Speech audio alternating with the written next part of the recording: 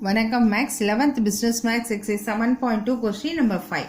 A man buys 400 of rupees 10 shares at a premium of rupees 2.50 on each share.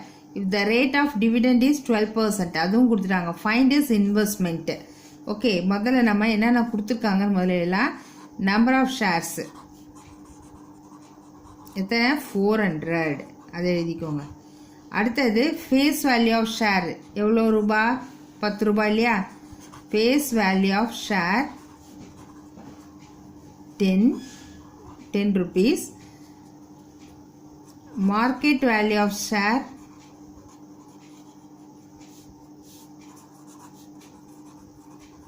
Is equal to, அதாவது face value of share வந்து 10, அப்போ market வேல்யூலாம் அவங்க விற்கிறது premium இல்லையா. ப்ரீமியம்னா ப்ளஸ் 2.50. அப்போ மொத்தமாக மார்க்கெட் வேல்யூ விற்கிற விலை வந்து ருபீஸ் 12.50. ஓகே, அடுத்தது இன்வெஸ்ட்மெண்ட்டு. இப்போ தான் நம்ம கொஸ்டின் போகிறோம். First one is investment. Investment is equal to number of shares into நம்ம விற்கிற விலை, market value of share. Okay, இப்போ நம்பர் ஆஃப் ஷேர்ஸ் எத்தனை 400 into 1250 is equal to multiply பண்ணால் 5000 rupees. ஓகே, செகண்ட் ஒன் என்ன கேட்டிருக்கேன், ஆனுவல் டிவிடெண்ட் ரிசீவ்டு.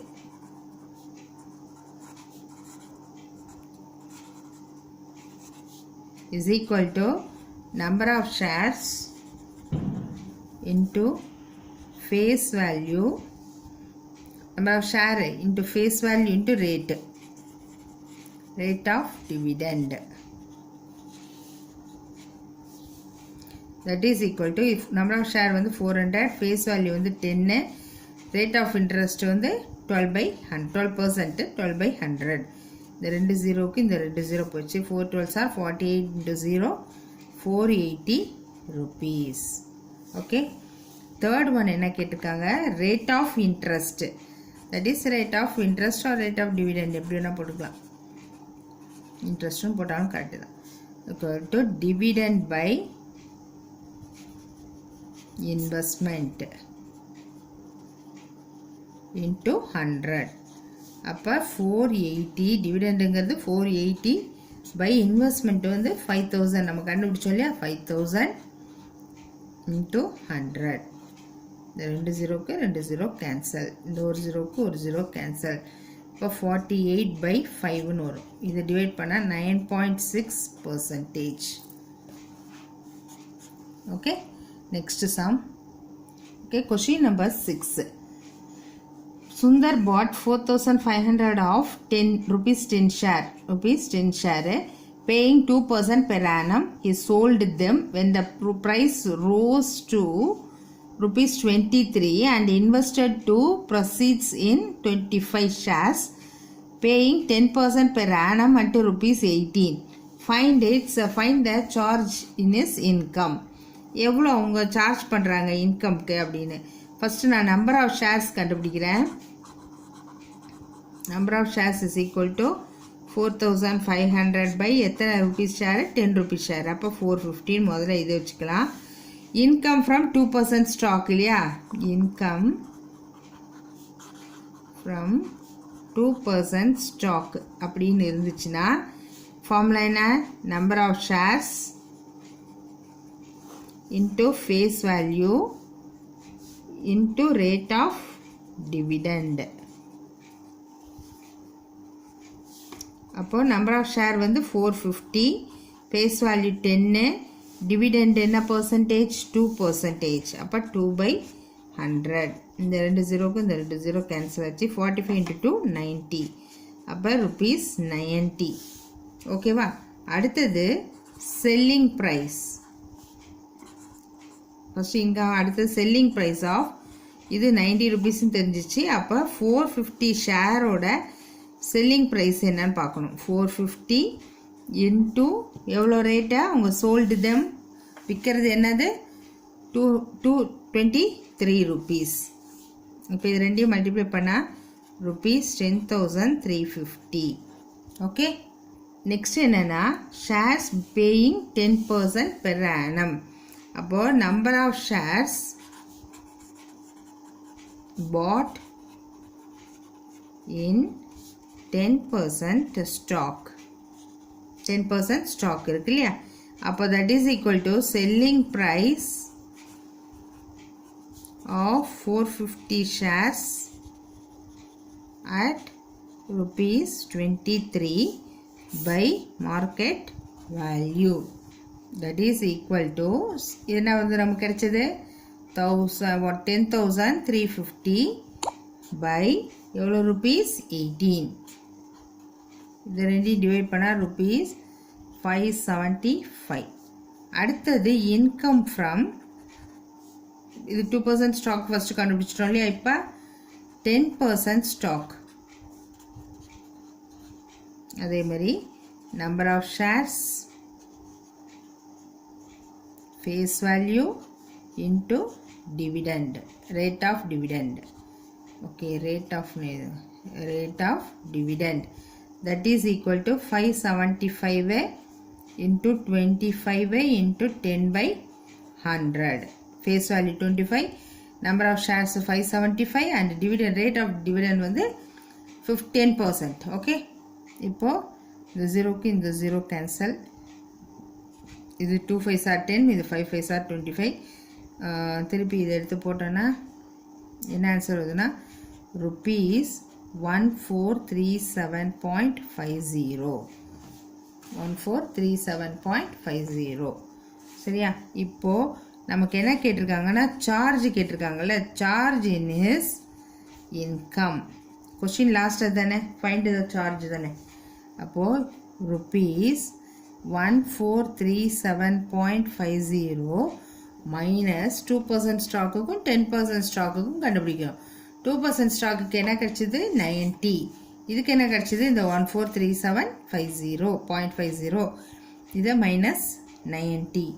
இதை minus பண்ணோன்னா rupees 1347.50. that is 50. ஓகே, அவ்வளோதான். Next sum. Okay, question number 7.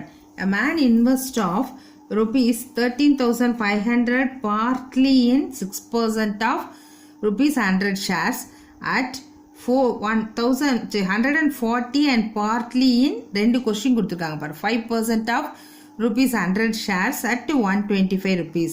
If his total income is rupees 560, how much has he invested to in each? எவ்வளோ invest பண்ணியிருக்காங்கன்றது தான் question. ஒரு இதுக்கும் first question வந்து ரெண்டு கொடுத்துருக்காங்க இல்லையா?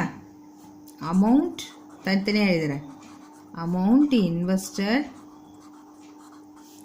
in first one வந்து 6% of rupees 100 shares at rupees 140. B நான் முதல்ல அதை எக்ஸ்ன்னு எடுத்துக்கிறேன். ஓகே, அடுத்தது then the amount invested எத்தனை பர்சன்ட் 5% of அது rupees 100 shares at rupees 125 is என்ன பண்ணோம்? இப்போ அவங்க என்ன கொடுத்துருக்காங்க, இதுக்கு எல்லாத்துக்கும் எவ்வளோ கொடுத்துருக்காங்க 13,500. அதுலேருந்து இந்த எக்ஸை மைனஸ் பண்ணணும். 13,500 மைனஸ் எக்ஸ். சரியா? இப்போ இந்த ஸ்டெப்பு புரியுதா? நெக்ஸ்ட்டு இப்போ அடுத்தது இன்கம் ஃப்ரம் ஒரு ஸ்டெப்பாக எழுதிட்டே வரணும். இன்கம் ஃப்ரம் 5% ஷேர்ஸ், அதோட இன்கம் எவ்வளோ? அப்போது சாரி, ஃபஸ்ட்டு வந்து 6% இல்லை, 6%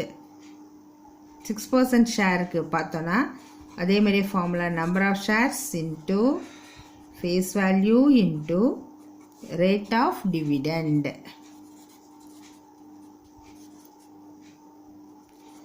இப்போ நம்பர் ஆஃப் ஷேர்ஸ் என்னது இதில் எக்ஸு தான். எக்ஸு பை 140 இல்லையா? X by 140 into 100, rate of day 6% by 100. சரியா? இது வந்து கேன்சல் பண்ணால் இந்த 100 கேன்சல், இது வந்து கேன்சல் பண்ணால் 3 2s are 6, இது 7 2s are 140 வந்துடும். அப்போ 3x by 70. நெக்ஸ்ட் வந்து இன்கம் ஃப்ரம் எத்தனை பர்சன்ட் கொடுத்துருக்காங்க 5%. 5% ஷேர்ஸ். அதே மாதிரி number of shares into face value into rate of dividend. அது number of shares 13,500 minus x by 125 into face value 100 into 5%, 5 by 100. இது கேன்சல் ஆகிடும். அப்போ என்ன வரணும்னா இங்கே வந்து கேன்சல் பண்ணோன்னா 2 5 5 5 25. அப்போ 13,500 minus x by 25. ஓகே, அவங்க கொடுத்துருக்குற டோட்டல் இன்கம் எவ்வளோ? Total income 560 rupees. total income வந்து 560 rupees. அப்போ given the total income is equal to 560 rupees. சரியா? இப்போ நான் என்ன பண்ண போறேன்னா இதையும் நம்ம ஆட் பண்ணோம்னா நம்மளோட டோட்டல் இன்கம் தெரிஞ்சிடும். அதாவது 3x by 70 பிளஸ் இது 13,500 minus x by 25 is equal to 560. சரியா? இப்போ இது என்ன பண்ணலாம்? இதில் வந்து நம்ம எல்சிஎம் எடுக்கணும். எல்சிஎம் என்ன எடுக்கலாம்? 70க்கும் 25க்கும் நம்ம இங்கே போட்டு பார்த்துக்கலாம். எல்சிஎம் எடுத்தோன்னா 5a 1 5 is 5 4 5s are 20 5 5s are 25.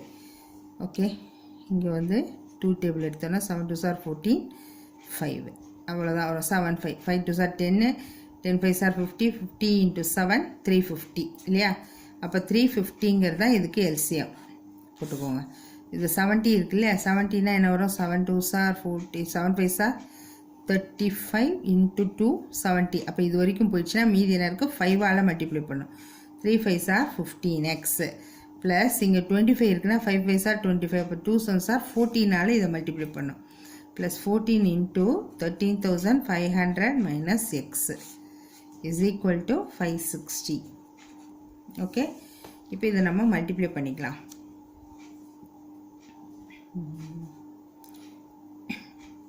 அதாவது 15x plus 19 மல்டிப்ளிகேஷன். முதல்ல இதை மட்டும் எழுதிக்கலாம். 15x இது 14 into x 14x அதை மட்டும் மைனஸ் வருது இல்லையா? Minus 14x is equal to இது ரெண்டையும் மல்டிப்ளை பண்ணிக்கலாம். அப்போ 196 1230 மைனஸ் இது ரெண்டையும் மல்டிப்ளை பண்ணி இந்த பக்கம் கொண்டு வந்தால் 189,000. இதெல்லாம் நீங்கள் கால்குலேட்டரில் ஈஸியாக போட்டுக்கலாம். இப்போ 7,000 வருது. இது 15ல் 1 போச்சுன்னா 14 போச்சுன்னா x இஸ் ஈக்குவல் டு 7,000. இப்போது என்னென்ன கேட்டிருக்காங்கன்னு பார்ப்போம். amount invested at 6% stock அது எக்ஸ்ன்னு வச்சுருக்கோம், அதனால் rupees 7,000. அதே வந்து amount invested at 5% stock என்ன எடுத்தோம்? 13,500 minus x இல்லையா? அப்போது 13,500 minus 7,000 எக்ஸுக்கு பதிலாக அப்ளை பண்ணியாச்சு. That is equal to 6,500. This is the answer. Okay, next sum அடுத்த வீடியோவில் பார்க்கலாம். இந்த சம்ஸ்லாம் உங்களுக்கு நல்லா புரிஞ்சிச்சுன்னா லைக் பண்ணுங்கள், ஷேர் பண்ணுங்கள் அண்ட் சப்ஸ்கிரைப் பண்ணுங்கள். தேங்க்யூ.